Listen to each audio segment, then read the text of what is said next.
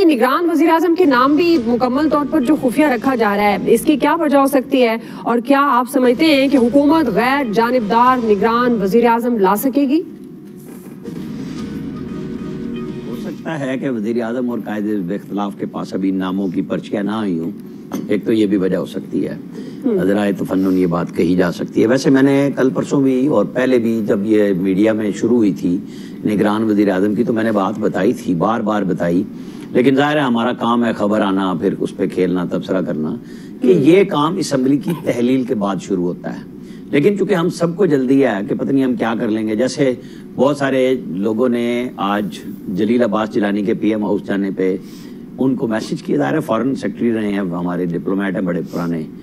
तो मुझे वहाँ मैंने PM हाउस किसी को फ़ोन किया, उन्होंने कहा यार वो तो इस्लामाबाद क्लब के कमरे बुक कराना आए थे, क्योंकि तौकीर शाह साहब एडमिनिस्ट्रेटर भी हैं इस्लामाबाद क्लब के। मैं कहा कमाल है भाई, उनको वैसे मिल जाने थे अगर वो फ़ोन करा लेते। और बहरहाल वो रेस में नंबर 1 पे मौजूद हैं। हमने रात इतला आई थी, चूँकि मैं इस पे खेल नहीं रहा था, खबरों में ट्वीट भी किया था कि हफीज़ शेख वज़ारत उज़्मा से फारिग है और कोई रिटायर्ड जज भी उसमें शामिल नहीं है। चूँकि नाम आप समझ लें कि नवाज शरीफ, जरदारी साहब आर्मी चीफ और प्राइम मिनिस्टर के पास हैं, और आप फिर गिन लें कि राजा रियाज को भी मिलना तो है नाम, और आधा आप समझ लें मौलाना फजलुर रहमान को, कि इन लोगों के पास आएगी इतला। लेकिन चूंकि अभी मेरा ख्याल रूट लग रहा है, सदर पाकिस्तान ने पहुंचना है लाहौर,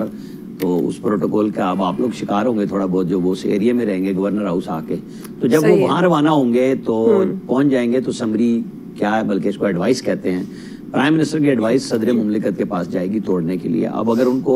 हुआ कि चूंकि मेरे चेयरमैन को इन्होंने अंदर कराया सारों ने, तो वो फौरी तौर पे कह सकते हैं कि इलेक्ट्रॉनिकल साइन के साथ एडवाइस एक्सेप्ट करके भेज दें, और साथ खत भी, क्योंकि इस तरह की चीज़ें पहले से तय होती हैं कि जी आप 3 दिन में मुशावरत करें कायदे अवान और कायदे इख्तिलाफ और मुझे नाम भिजवा दें। ठीक, तो प्राइम मिनिस्टर का अब तक प्रोग्राम परसों GB के जाने का है, जहां हमारे दोस्त मोहिउद्दीन वानी उनका इस्तकबाल करेंगे बतौर चीफ सेक्रेटरी। वो वहां विजिट का इरादा रखते हैं कि जो जो काम उन्होंने मंसूबे अब बड़े ठीक ठाक पैमाने पे उन्होंने मंजूर कराए हैं, उनका जायजा लेंगे, वहां पे भी वो जा रहे हैं। तो ये इनका प्रोग्राम, जो मैं पहले भी बताया था कि 14 अगस्त तक का 2 दफा इजहार कर चुके हैं कि 14 अगस्त को मैं जाऊंगा, तो 3 दिन ये खुद खेल सकते हैं दोनों, और 3 दिन पार्लिमानी कमेटी को भी खिला सकते हैं। अब ये फैसला आधे घंटे में भी हो सकता है जब ये मुशावरत के लिए बैठे, तो इसलिए जो फॉर्मल मीटिंग है वो तो तभी होनी है जब वक्त आएगा। इस वक्त तो अलविदाई मुलाकात हो सकती है, साथ वो कहेंगे उन मैंने पछाण लेना, टिकट देते कुछ भूलना जाना, मतलब इस किस्म की बात कर सकते हैं ना राजा रियाज, तो कोई ऐसी बात नहीं है। मतलब ये बड़ा सीरियस मामला है कि उनके पास है वो। मैं तो सोच रहा हूँ कि इन्हीं को वज़ीर आज़म लगा दें अगर कुछ दिन इस तरह टिपाना है, तो कोई मसला नहीं है। बहरहाल बहुत सारे नाम है, अब ये जब फैसला होगा तो पता चलेगा। जी अयाज साहब, राजा साहब देखे ना कितने इम्पोर्टेंट हुए कि आज वो जब छोटे कायद कौमी असम्बली में खिताब कर रहे थे, तो साथी ने कहा कि जी वो राजा साहब का भी शुक्रिया अदा कर दे अपोजिशन लीडर ने। उनका यार बर्बादी कर दिया आपने, मैंने तो करना ही था इनका नाम, दोबारा जल्दी करवा दी, हो गया शुक्रिया तो बनता है। अब रोला वही है कि राजा साहब पछाड़ेंगे कि नहीं पछाड़ेंगे, और ये बिल्कुल ठीक बात है, 3 दिन इन दोनों के पास है, ये खेलते रहे मुज़ाकरात नाम इधर से उधर करते रहे, और उसके बाद अगर पार्लिमानी कमेटी के पास जाते हैं तो फिर वहां भी खेलते रहे, और फाइनली फिर इलेक्शन कमीशन फैसला कर ले। बज़ाहिर तो ये नहीं लगता कि इस तरह होगा, बज़ाहिर तो यही लगता है कि बड़े आराम से किसी नाम पे इत्तफाक कर लिया गया होगा, और वो मुनासिब वक्त पे बता दिया जाएगा कि ये नाम है, इत्तफाक हो गया उस पे। लेकिन बाज दफा ये होता है कि हम जो चीजें बिल्कुल समझ रहे होते हैं कि ये मतलब 100% इसी तरह होने वाली हैं, क्योंकि वतन अजीज में किसी वक्त पता नहीं चलता ना कि किस वक्त क्या हो जाए, तो उसमें पॉसिबिलिटी हो सकती है कि राजा साहब किसी स्टेज पे पछाड़ने से इनकार कर दें, कहें जी नहीं मेरा तो ये नाम है, इसी पे फाइनल होगा, मैं आपके नाम नहीं मानता।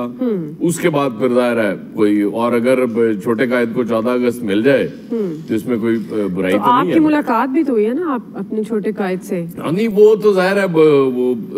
तो अब जो समझ आ रही थी, आप देखें फोटो में कितने अनकरीब खड़े हैं। वो नहीं, मैं तो भी बल्कि मुझे बिल्कुल अनकरीब खड़ा कर रहे थे, मैंने कहा नहीं बहुत बड़े बड़े लोग हैं, मुझे थोड़ा सा ऑब्जर्व की होगी, क्या उनका क्या है निगरान सेटअप से? मेरे हम नाम के साथ खड़े थे आप, ऐसी कोई बात नहीं है। देखें इश्यू ये है कि वो एक तो जाहिर है हमारे वो जो बाद में भी बात होगी कि प्राइम मिनिस्टर जो جب باہر ہوتے ہیں تو ان کو لگتا ہے کہ حالات مشکل ہوں گے، لیکن اندر آ کے لگتا ہے کہ یہ تو بڑا غرق ہوا ہے۔ یہ مجھے سارے آلموسٹ پرائم منسٹرز کی یہ شکایت ملتی ہے ہمیشہ، باہر بیٹھ کے شاید وہ سمجھ رہے ہوتے ہیں کہ کوئی ایشو ہی نہیں ہے، بس آئیں گے، یہ دائیں بائیں چیزیں کریں گے اور ٹھیک ہو جائیں گی۔ یہ ان کا بھی شکوہ تھا۔